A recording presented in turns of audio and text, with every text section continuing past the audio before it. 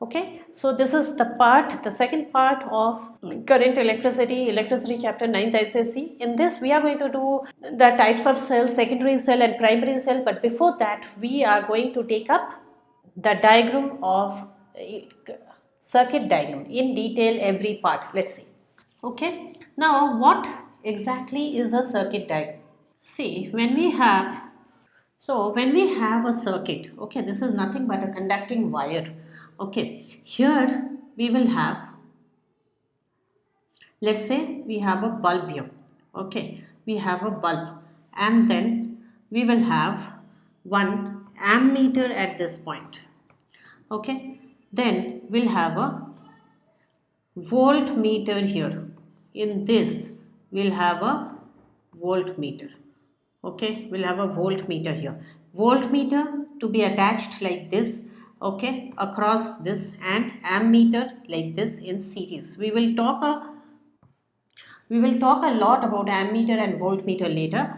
Okay, here we will have, this is a resistance, and there will be an arrow like this, and this is the circuit. Now this part is a variable resistance. Okay, this part is a variable resistance. Now from here, let me continue. This one is one big line and one small line. Okay, and then I'll have a key over here. Now this completes my circuit. What do I have here? This is L. Here is a voltmeter, A is an ammeter, this is the key which is K, okay, this is the cell, okay, the longer line is the positive end and the shorter line is the negative. So we say current goes from positive to negative. So we should start putting arrows like this. Sometimes they'll just ask you to put arrows. This is a variable resistance. Okay, I'll mark here point A and point B. So let me write them. Voltmeter. Okay, voltmeter. Now what is the job of the voltmeter? The voltmeter is measuring the potential difference across these 2 points.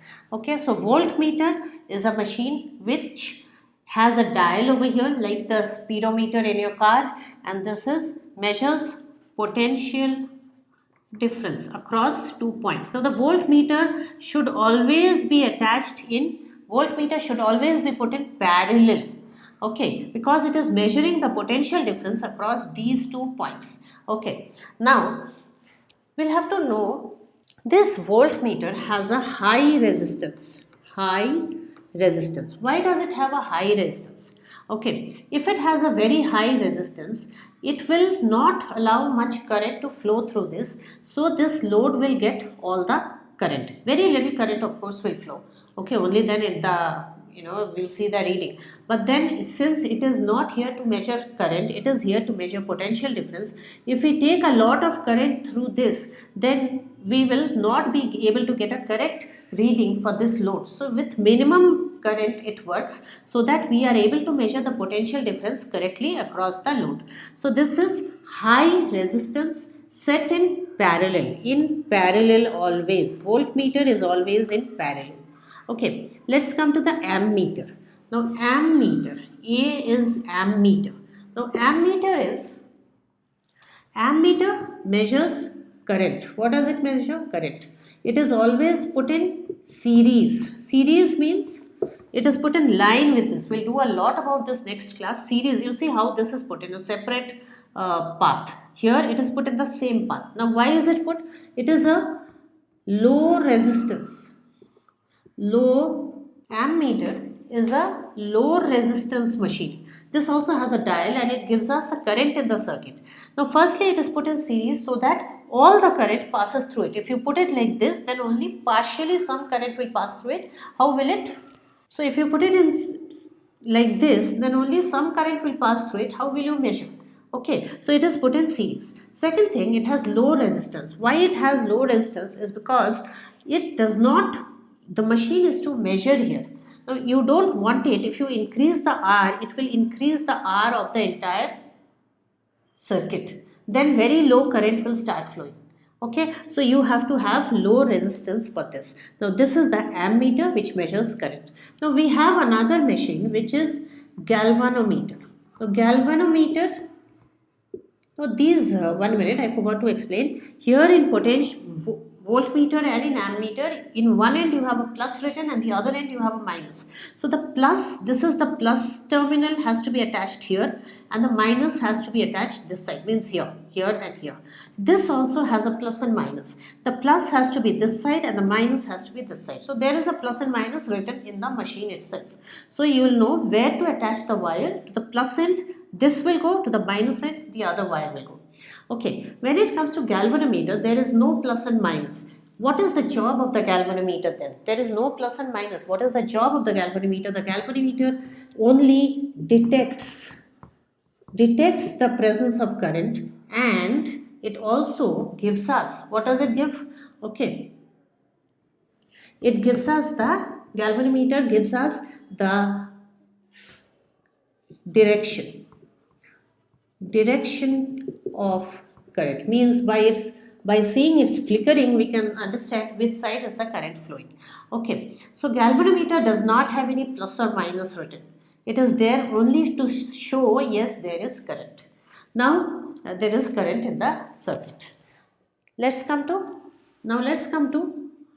load. Okay, what is load? Load is basically whatever you are running in the circuit. Are you running a washing machine, a refrigerator, an oven? Whatever you are running, it can even be a bulb. So whatever you are running in with the help of electricity, here I have put a bulb. So that is the load of the circuit. Let's come here, variable resistance. Now why all this? Why that arrow? Now this part, you see this part, that's called the jockey. Okay, that's the jockey. So what's the jockey? Now the jockey is, this is movable. You see this arrowhead, you can place it here or you can place it here. If you place it at A, you have cancelled out, you have removed this whole piece of high resistance. Okay, this is a high resistance. This is the sign of resistance. So this whole piece of resistance has been removed. You have bypassed it and current just flows through this and goes from here, or goes from here, passes through the arrowhead which is here then. But if you put the arrowhead here, then you have included the full resistance. Okay, full resistance has been included in your circuit. Accordingly, current will be lowered. So if you want to raise the current, you put it here, resistance gets lowered. If you want to lower the current, put it at B and you increase the resistance and the current gets lowered.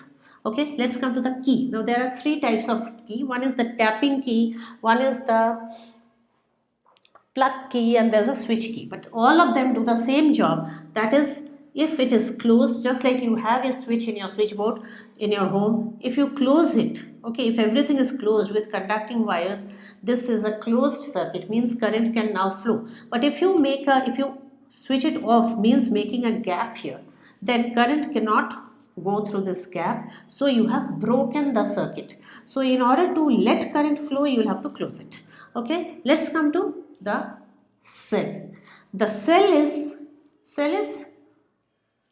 this is the positive end, here is the negative end. We are going to do the cell in detail. So here this is the positive and the negative end. Remember, positive terminal current goes from positive to negative. That's why I put the arrow like this. That is, current is moving like this.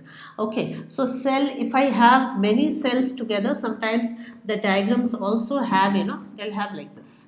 They'll have like this. Okay, if they have like this, then it's a battery. If you have just one, it is a cell. Now cell is responsible for providing electrons also, and also maintaining a potential difference, because I have told, if one end is not at higher potential and the other end is not at lower potential, current will not flow. Okay, so so the cell has some chemicals inside it, with the help of which it firstly provides electrons in the circuits also, and secondly it keeps a standard difference in potential throughout it is maintaining, which helps electricity to flow. That is why electricity flows. So if there is no cell, there is no electricity in the circuit. Of course, if you don't have all this, you have just one wire, electricity will flow. If you don't have a load, then also electricity will flow. But you don't have this cell, electricity will not flow. So these are the different parts of a circuit diagram. This is very often asked. Very simple. What they do is they put A here and V here and ask you to find the mistake. So all sorts of questions they frame on this circuit diagram, and you should also be able to draw this. So please practice this. Okay, let's see what exactly are cells. Okay, cells are of two types. One type of cell is, the first type of cell is primary, and the second type of cell is secondary. Now you must have seen that there is a kind of cell that we use all the time for remotes. Okay, you have seen we've used a cell for weighing scales. Okay, there also you need one, or we use that everready type of cell that we use for our clocks. Okay, so all those are actually primary cells. Now what happens is we use it for some days, and after some days it gets over and we throw it and buy a new one. So that is primary cell. But the type of cells that we use in our cars, or the type of cells that we use in our phones, the type of cells that we use in our laptops, the chargeable ones, okay, sometimes emergency lights and all that, that comes under secondary cell. Now here we have to know the differences. Firstly, this is what is a cell? What is happening in a cell? It's basically an electrolyte which has an anode and a cathode. Okay, cathode and anode. It has two parts, which is anode and cathode, and here we have either a liquid or a dry powder of chemical, okay, which is called the electrolyte. That's the electrolyte. So basically a whole process of electrolysis goes on, and then you have wires here, you have the circuit here. Now the cathode is the negative end and the anode is the positive end. Now there is some reaction goes in here which I am not going to talk about now. So electrons start flowing in this wire because of that. Now here what happens is, in the anode and in the cathode, if we take in the secondary cell, there is mostly, in most cases, not in all, but in most of the cases, this is a liquid, okay, and which is rechargeable, okay, and the reaction is reversible. Whereas in this case, that is, I'm talking about the everready battery, the cheap ones, that use and throw ones, okay, in that we cannot reverse the reaction. So this is irreversible, and this is reversible. Okay, irreversible and reversible. And then this is here chemical energy gets converted to electrical energy. Okay, straight to electrical energy. Here when you charge it, you are charging it, then electrical to chemical, okay, and when you are using it, chemical to electrical, okay. So these are the energy conversions. Let's talk about the third one. This is cheap generally, and this is expensive, okay. That is one important thing. And now let's come to something else. Can't be recharged, rechargeable, okay, rechargeable. Let's talk about the fifth one. High internal resistance. What is this? And low internal resistance. Now this is a very important thing that I need to talk about. And weak current, okay, you don't need much current for your remote or for your clock. High current. Now how will you remember these things? Especially these 2 points. These you will remember, but how to remember these 2 points?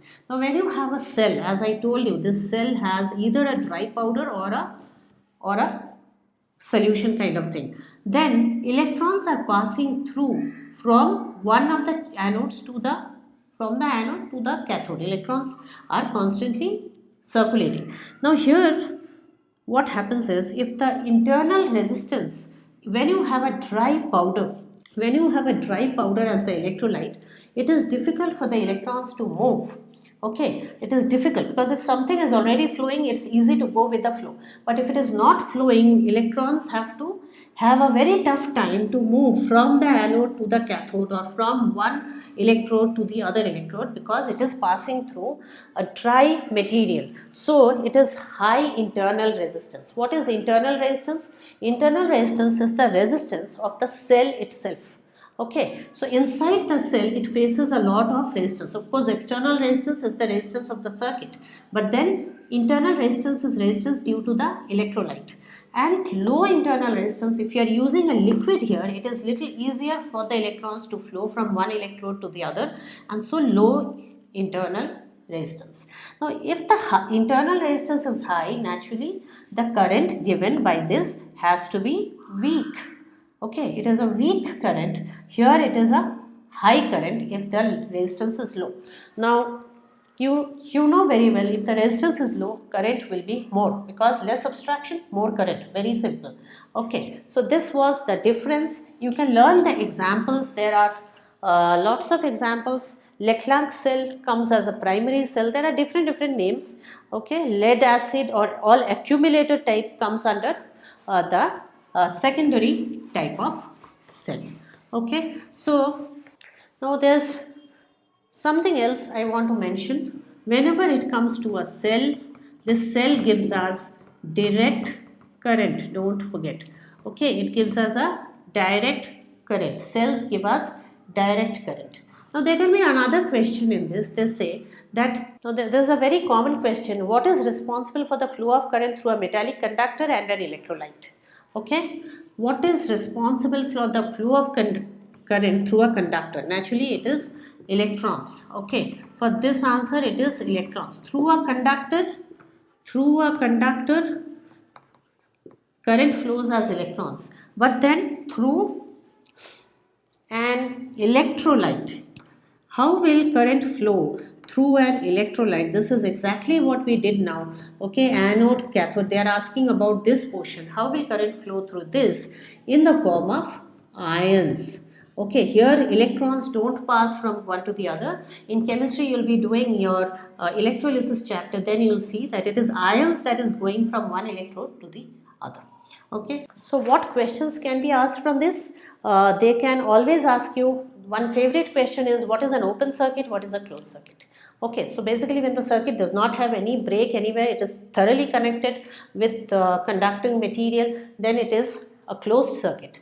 But if the key is open, or you have broken the circuit somewhere by whatever reason it is broken, then it is an open circuit.